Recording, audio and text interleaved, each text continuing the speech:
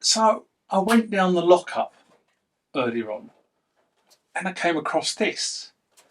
And I thought that might be an interesting little project.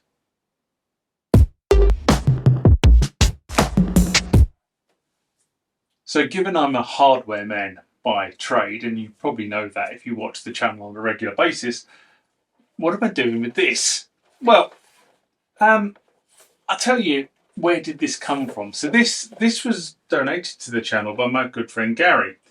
For those that don't know, Gary Robinson runs the Death Beats and is actively releasing music. Anyway, a few years ago, while he was still out in Mexico, he gave me this and said, "Well, do with it what you lot will." And it went down to storage, and it's kind of stayed there. So it's probably been in storage for about 3 years. And I sort of looked at this when it was in storage earlier on and thought, well, will this make an interesting video? And the answer is probably, if I can get the damn thing working. So what do we think we need to do to this to get it working? Remember, like, comment, subscribe to the channel. Go over to Instagram and follow me there. Go over to Facebook, follow me there. That's where the normal notices are. And consider becoming a Patreon. Well, first thing is, this is an EM-U Xboard 25. Now, everybody knows that EM-U no longer exists. So the question is, does this use standard MIDI drivers, and can it just plug straight into the USB? And if it can, what can I make it do? So that's kind of the first thing. It does, however, and it's not like a lot of MIDI controllers nowadays where you just have a USB jack. This has a MIDI jack as well, which means that if I can give this thing 6 volts DC with center pin polarity, which is what this thing says it takes, then maybe I can actually get it to talk to a synthesizer directly using the MIDI if I can't get the USB working. So that could be an alternative way of driving, I was going to say alternative, but a way of driving some of the hardware rack mount synthesizers that I've got.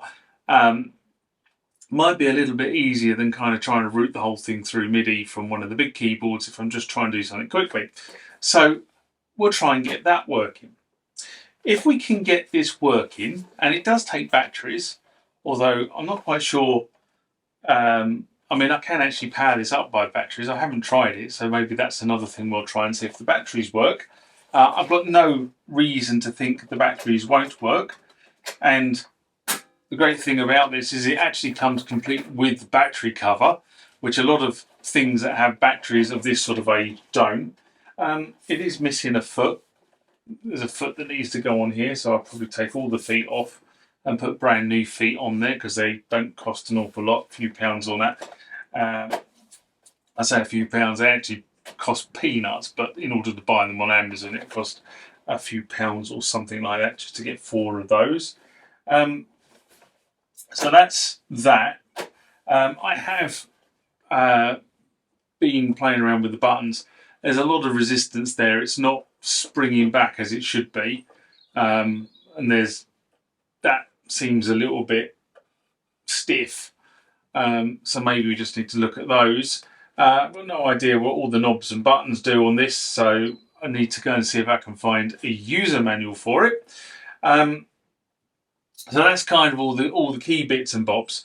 But the other thing you will notice about this is that it is very yellow. Now, Gary doesn't smoke, so that is just age and sunlight.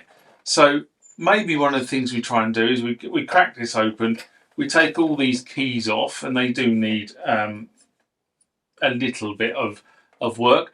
Maybe one of the things we do with this is we see if we can retrobite the keys back to a nice crisp white. So there's a few things we can do with this, and I think this might be a sort of core summer project. This is being recorded on Sunday afternoon in April, so and there's not a lot of sun around to do the retro brighten. So maybe this might turn up as a project across summer 2026. But I thought this was an interesting, something different to what you normally see me doing with the drum machines and the bigger synthesizer, the bigger boards that I have. And I've got quite a few projects that I'm going to kick off this year now that I've got over the winter. I've got over a couple of other things. I've got over not being well. Yes, I wasn't very well early part of this year. So it's just a recurring thing. But I kind of got over that.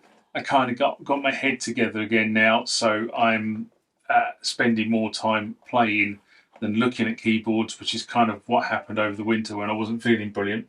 So all that coming together, this little project, look out for the EM-U Xboard 25 project that is probably going to come your way, let's say, over the summer. So just keep an eye out for it. There are a number of other videos that are coming your way. So until next time, live long and prosper. Bye-bye.